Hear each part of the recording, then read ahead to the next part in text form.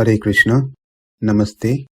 Chapter 15 is entitled as Purushottama Vidya, Purushottama Yogam. Sloka 1. śrī-bhagavān uvāca ūrdhva-mūlam adhaḥ-śākham aśvatthaṁ prāhur avyayam chandāṁsi yasya parṇāni yastam Vedas veda-vit. Krishna in this Sloka picturizes a very unique, unheard, amazing tree, a banyan tree. It's amazing because the root of this tree is upward and the branches are at the bottom. And Krishna says, one who knows this tree is the knower of Vedas. That means we can understand how important to understand this tree.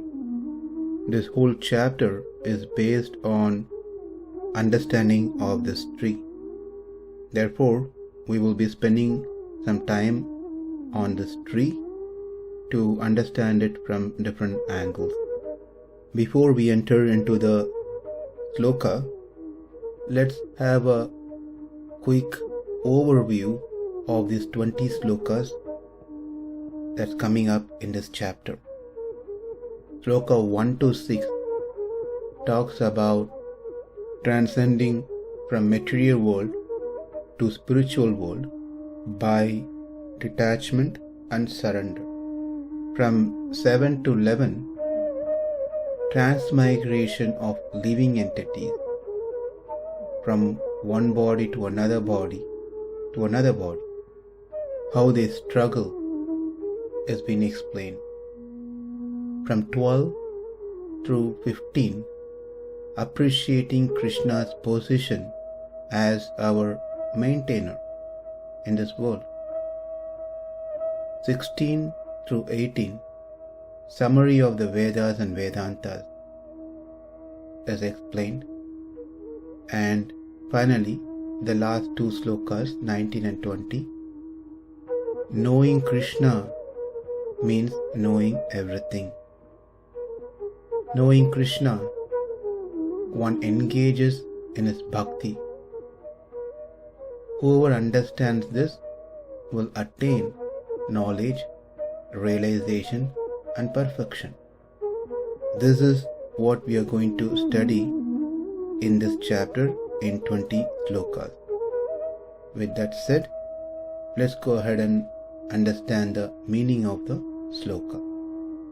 Śrī-bhagavān uvāca, the Supreme Personality of Godhead said, ūrdhva-mūlam, with roots upward, adhaḥ-śākham, with its branches downward, aśvatthaṁ, as the banyan tree, avyayam, imperishable samsara, prāhur, they say, yasya, of which parṇāni, the leaves, chandāṁsi, the Vedas, tham, that tree, yah, who, Veda, knows thus, saha, he, veda-vit, is the knower of the Vedas. That is, he knows the import of the Vedas. Translation. The Supreme Personality of Godhead said, it is said that there is an imperishable banyan tree that has its roots upward and its branches downward, and whose leaves are the Vedic hymns. One who knows this tree is the knower of the Vedas. After explaining about this tree in couple of slokas, in the third sloka, Krishna will mention asangasastena dhidena chitva, that is, one must cut off this tree. In the first sloka that we are currently seeing, it is said that this tree is imperishable, which means cannot be destroyed, then how can one cut off this tree? As there won't be any benefit by cutting the tree. When we cut a common tree that we see, it will be destroyed. But what Krishna is saying here is this particular tree, when we chop, the tree still continues to exist. That seems to be quite unique about this tree. What happens is that when one cut the tree continues to exist, but the one who cut the tree get relieved. This material existence is samsara, which is like a wonderful banyan tree. It is not a tree which is like the one that we see in common. The common tree that we see has its roots below and the branches above, whereas the samsara tree has its roots above and branches below. As this has continuous existence, this tree continues to exist, it is imperishable. It is imperishable because when a person cuts this tree, he gets relieved, attain liberation, whereas others still continuously exist in this material world, in the samsara. Therefore the tree continues to exist. It is imperishable in that sense. At this point, it is worth to mention something about the school of Mayavadis. As per its philosophy, Atma is one. When that Atma relieved from the veda-jnana means the dualities, knowledge of duality, and attains the knowledge of aikya, oneness, then it is said the Atma has attained mukti. This is Shankara's philosophy, the Advaita philosophy, that there are no multiple Atmas, there is only one Atma. That Atma is entangled in the samsara due to its jnana, the knowledge, which sees things with variations, but nothing is real. Everything is illusion except that one Atma.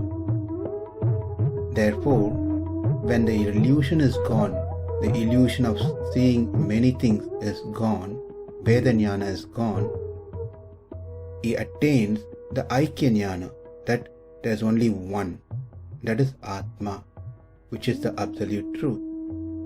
He is considered as liberated soul. Now, if we consider this philosophy, compare it with this sloka that we are currently trying to understand, when that one and only Atma attains mukti, this samsara tree should no more exist, because there is no more Atma, there is only one Atma. But we know that this tree still exists. How do we know? Because we are here right now and we see it exists. That means that one Atma, as per the Advaita, has not yet attained moksha.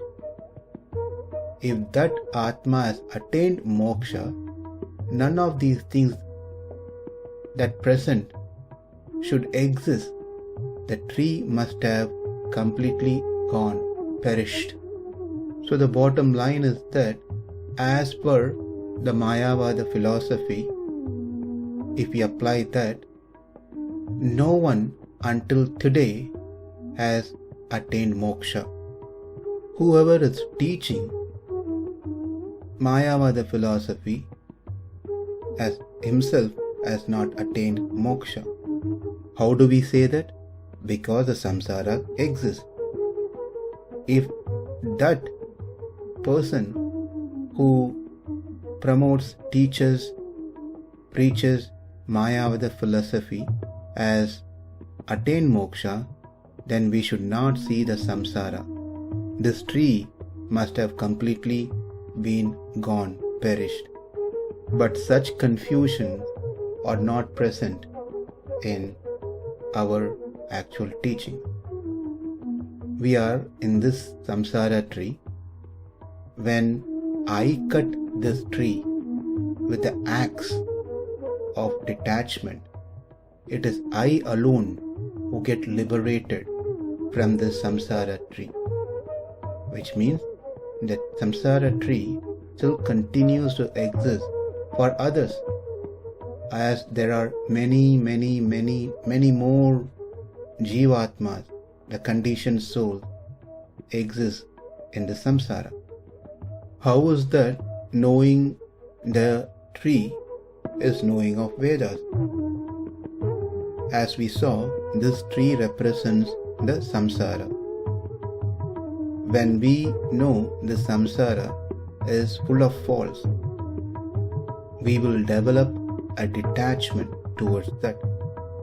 As the detachment grows, our attachment and ruchi, taste towards Krishna increases, and one attains the spiritual world to engage in the service of the Lord. Now, by studying the Vedas, what does one achieve? Vedas teaches us about the samsara and its faults. By knowing this, one develops detachment towards the samsara and gradually develop attachment towards the Lord by performing bhakti towards Him, by which one can be relieved from the samsara and attain the service of the Lord in the spiritual world. What we learn from Vedas is what we learn from the samsara tree. Therefore Krishna says, whoever knows this tree is the knower of Vedas. And also, this tree is the property of the Lord. That is, this samsara is a vibhuti of the Lord. And the Lord is the vibhuti-man, one who possesses the vibhuti. He is known as vibhuti-man. Therefore, we need to know the vibhuti to know the vibhuti-man. And this is exactly what is being taught in Vedas also. Therefore, one who knows the samsara tree is the knower of the Vedas. In our next session, we'll understand more about this tree in detail, about its roots, its branches, and its leaves. And also we will learn that this tree that Krishna mentions is not Krishna's imagination. It is well supported in the Vedas. For now, let's picturize an inverted banyan tree and wait to hear more about this tree in our next session. Namaste, Hare Krishna.